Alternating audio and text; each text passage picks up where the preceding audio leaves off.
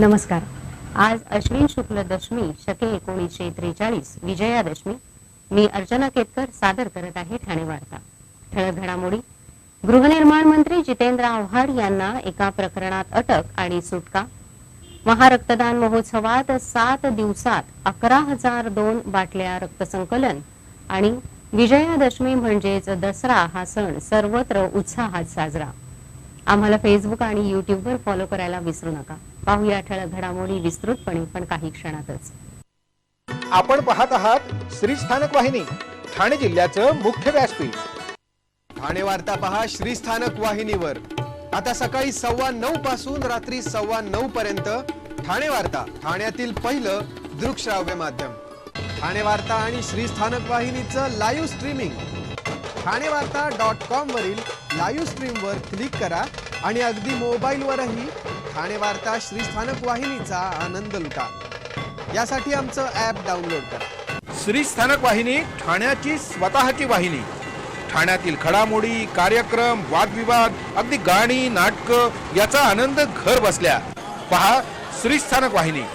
आपल्या ठाण्याचं हक्काचं व्यासपीठ श्री स्थानक वाहिनी। ठाणे वार्ता आता संकेतस्थळावर देखील ठाणेवार्ता.com वर क्लिक करा आणि ठाण्याच्या घडामोडी जाणून घ्या। ठाण्यातील पहिलं ऑनलाईन माध्यम ठाणेवार्ता.com। ठाणे वार्ता पहा श्री स्थानक वाहिनीवर। आता सकाळी 9:15 पासून रात्री 9:15 पर्यंत ठाणे वार्ता, ठाण्यातील पहिलं दृकश्राव्य माध्यम। आपण पाहत आहात श्री स्थानक वाहिनी, ठाणे जिल्ह्याचं मुख्य व्यासपीठ। सर्वप्रथम विजयादशमीच्या सर्वांना हार्दिक शुभेच्छा। राज्याचे गृहनिर्माण मंत्री जितेंद्र आव्हाड यांना एका प्रकरणात अटक झाली आणि लगेचच त्यांना जामीनही मंजूर झाला। अनंत कसमुसे यांनी जितेंद्र आव्हाड यांच्या विरोधात आक्षेपार्ह मजकूर फेसबुकवर टाकला होता। या प्रकरणी करमुसे यांना एप्रिल महिन्यात मारहाण करण्यात आली होती। जितेंद्र आव्हाड आणि त्यांच्या काही सुरक्षा रक्षकांनी ही बेदम मारहाण केल्याचा आरोप कलमुसे यांनी केला होता। या प्रकरणी वर्तकनगर पोलिसांकडे तक्रार नोंदवली होती। या तक्रारीवरून जितेंद्र आव्हाड यांना अटक करण्यात आली आणि त्यांना न्यायालयासमोर उभं करण्यात आलं। न्यायालयामध्ये त्यांना 10,000 रुपयांच्या जाचमुचलक्यावर जामीन मंजूर करण्यात आला। ही अटक म्हणजे कागदोपत्री अटक असून या प्रकरणी गोपनीयता पाळण्यात आली होती। गृहनिर्माण मंत्री जितेंद्र आव्हाड यांच्या अटकेचं वृत्त रात्री उशिरा बाहेर आलं। मी मारल्यासारखं करतो, तू रडल्यासारखं कर, अशी प्रतिक्रिया या प्रकरणी भारतीय जनता पक्षाने व्यक्त केली आहे। रक्तदान हे पुण्याचं काम असून आपल्या एक बाटली रक्तामुळे कोणाचा तरी जीव वाचू शकतो। विज्ञानाने कितीही प्रगती केली तरीही अद्याप प्रयोगशाळेत कृत्रिमरित्या रक्त तयार करता येत नाही। त्यामुळे माणसालाच माणसाचा जीव वाचवण्याचं काम करायचं असून अधिकाधिक रक्तदात्यांनी रक्तदान केलं पाहिजे, असं प्रतिपादन राज्याचे नगरविकास मंत्री एकनाथ शिंदे यांनी केलंय। राज्यभरात असलेला रक्ताचा तुटवडा लक्षात घेऊन नवरात्रीचे औचित्य साधून शिंदे यांच्या संकल्पनेतून ठाण्यातील जांभी नाका येथील छत्रपती शिवाजी महाराज मैदानात आयोजित महारक्तदान सप्ताहाच्या समारोप प्रसंगी ते बोलत होते। ठाणे आणि पालघर जिल्ह्यातील रक्तदात्यांनी या महारक्तदान सप्ताहाला उत्स्फूर्त प्रतिसाद दिल्यामुळे 7 दिवसात तब्बल 11,002 बाटल्या रक्तसंकलन करण्यात यश आलं। भिवंडीचे विनीत म्हात्रे हे 10,000वे रक्तदाते, तर कोपरी पोलीस ठाण्याच्या वरिष्ठ पोलीस निरीक्षक ममता डिसूझा 11,000व्या रक्तदात्या ठरल्या। समारोपाला विशेष पाहुणे म्हणून राज्याचे आरोग्य मंत्री राजेश टोपे आणि अभिनेते दिग्दर्शक प्रवीण तरडे उपस्थित होते। राज्याला रक्ताची निकड असताना नगरविकास मंत्री एकनाथ शिंदे यांनी पुढाकार घेऊन या महारक्तदान सप्ताहाचं आयोजन करून तब्बल 11,002 बाटल्या रक्तसंकलन केल्याबद्दल राजेश टोपे यांनी शिंदे यांचं अभिनंदन केलं। अखेरच्या दिवशी राज्यसभा खासदार छत्रपती संभाजीराजे, अनिल देसाई, आमदार महेश शिंदे यांनी उपस्थित राहून रक्तदात्यांशी संवाद साधला। आमदार रवींद्र फाटक, ठाणे ग्रामीण पोलीस अधीक्षक विक्रम देशमाने यांनीही रक्तदान केलं।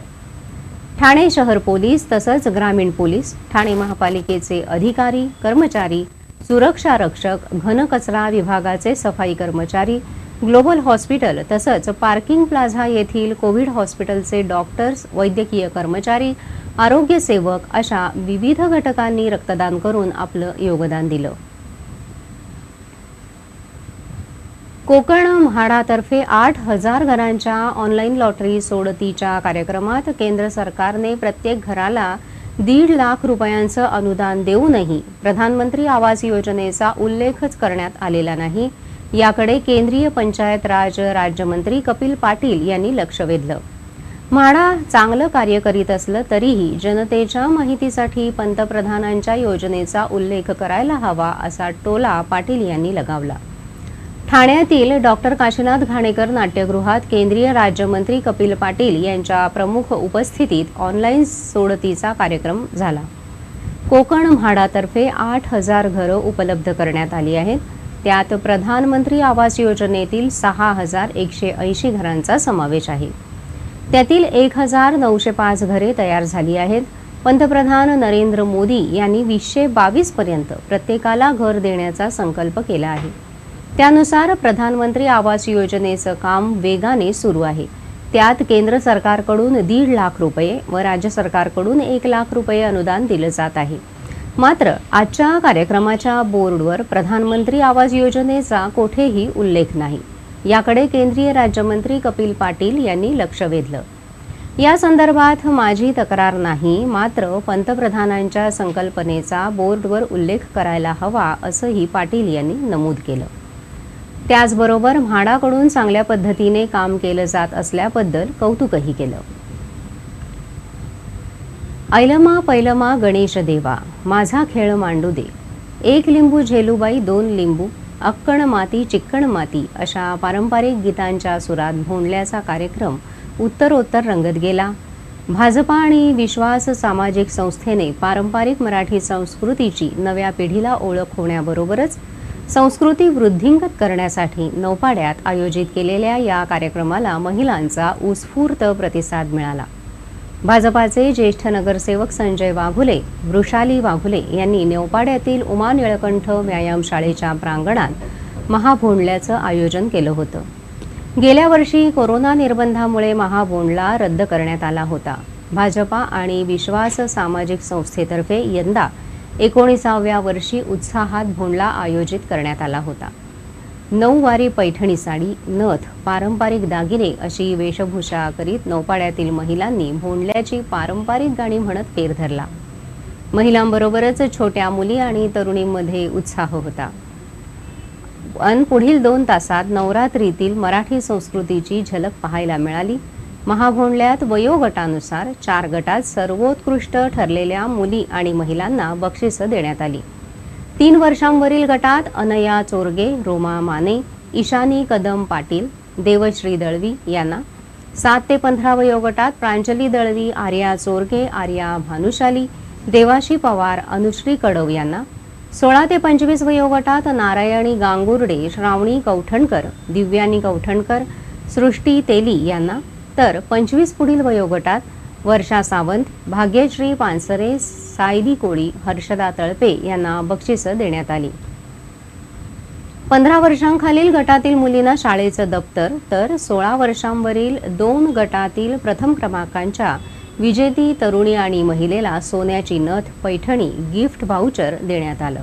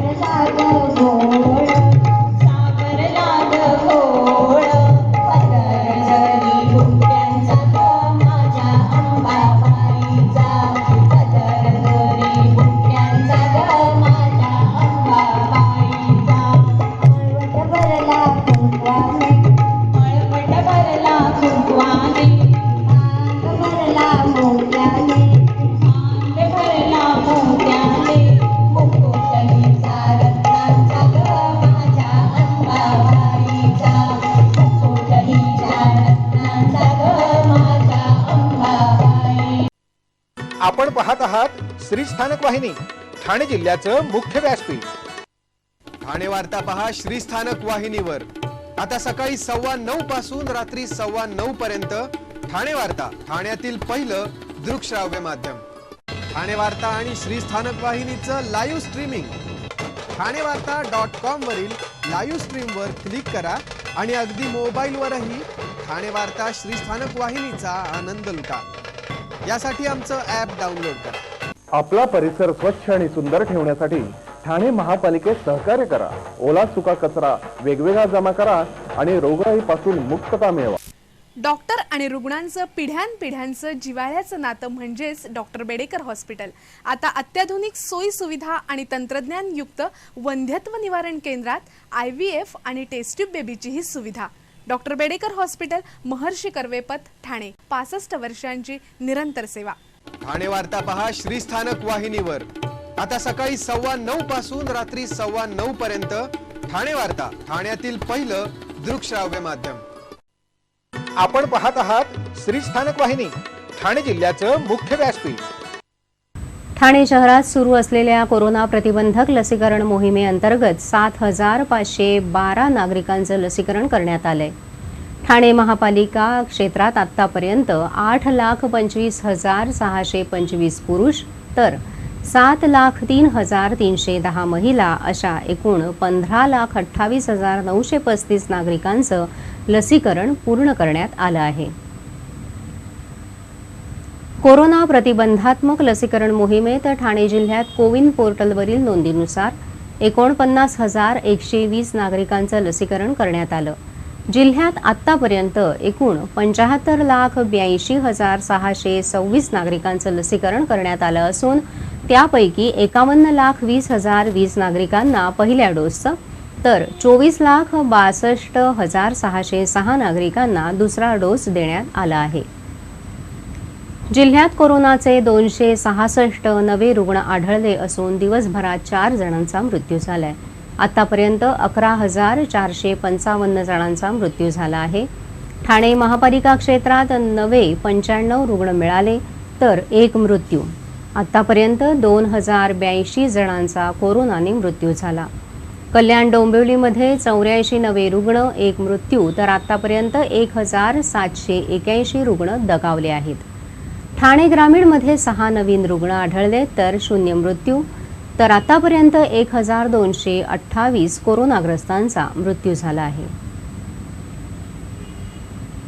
विजयादशमी म्हणजेच दसरा सर्वत्र उत्साहात साजरा झाला.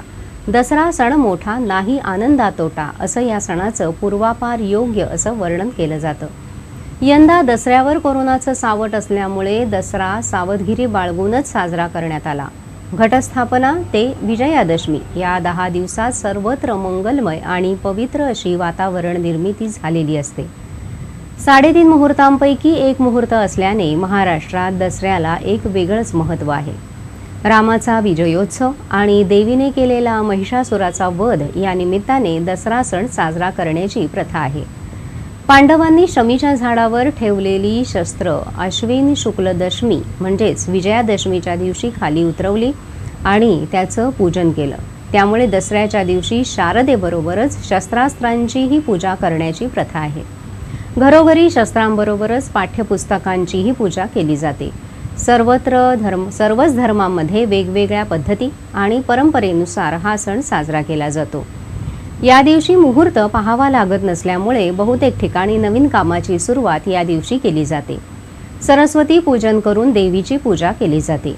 ज्यांच्या घरी घट बसले आहेत त्यांच्या घरी घटांची पूजा करून संध्याकाळी अक्षता वाहून घट आणि घटमाळांचं विसर्जन केलं जातं.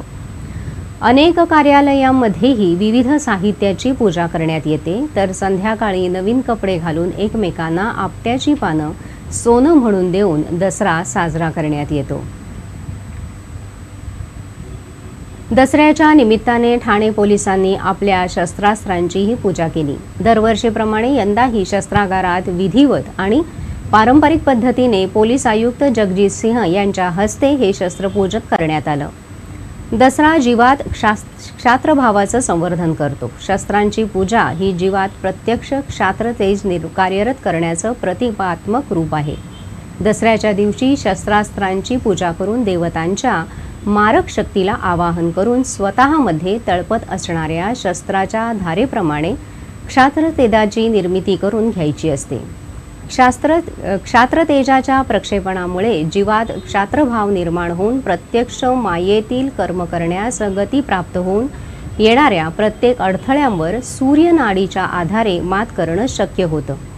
म्हणून दसऱ्याच्या दिवशी क्षात्र लहरींना पूरक अशा प्रतीकाचं म्हणजेच शस्त्रास्त्रांचं पूजन करणं हितावह असतं असा समज आहे.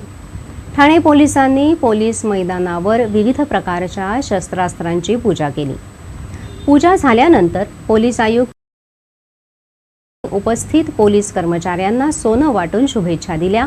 तर ठाणे ग्रामीण पोलीस अधीक्षक विक्रम देशमाने यांनीही शस्त्रास्त्रांची पूजा करून पोलीस कर्मचाऱ्यांना सोनं वाटत दसऱ्याच्या शुभेच्छा दिल्या. आपण पाहत आहात श्री स्थानक वाहिनी, ठाणे जिल्ह्याचं मुख्य व्यासपीठ. ठाणे वार्ता पहा श्रीस्थानक वाहिनीवर. आता सकाळी 9:15 पासून रात्री 9:15 पर्यंत ठाणे वार्ता, ठाण्यातील पहिलं दृकश्राव्य माध्यम.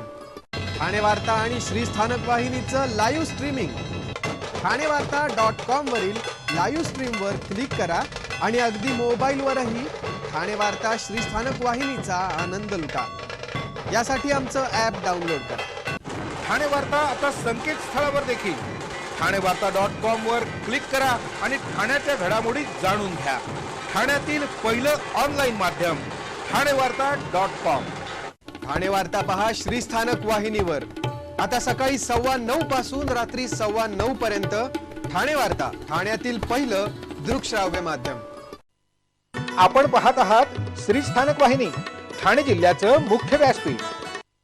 आपण आपले कार्यक्रम किंवा बातम्या आम्हाला ठाणेवार्ता@gmail.com या आमच्या ईमेलवर कळवू शकता. ठळक घडामोडी शेवटी पुन्हा एकदा. गृहनिर्माण मंत्री जितेंद्र आव्हाड यांना एका प्रकरणात अटक आणि सुटका. महारक्तदान महोत्सवात 7 दिवसात 11,002 बाटल्या रक्तसंकलन आणि विजयादशमी म्हणजेच दसरा हा सण सर्वत्र उत्साहात साजरा. या होत्या ठाणे वार्ता. आपली एखादी बातमी बघायची राहून गेली असेल तर आपण ठाणेवार्ता.in या आमच्या संकेतस्थळाला किंवा आमच्या फेसबुक पेज तसंच यूट्यूब चॅनलला अवश्य भेट द्या. तर मग पुन्हा भेटू पुढील बातमीपत्रात फक्त श्रीस्थानक वाहिनीवर. धन्यवाद.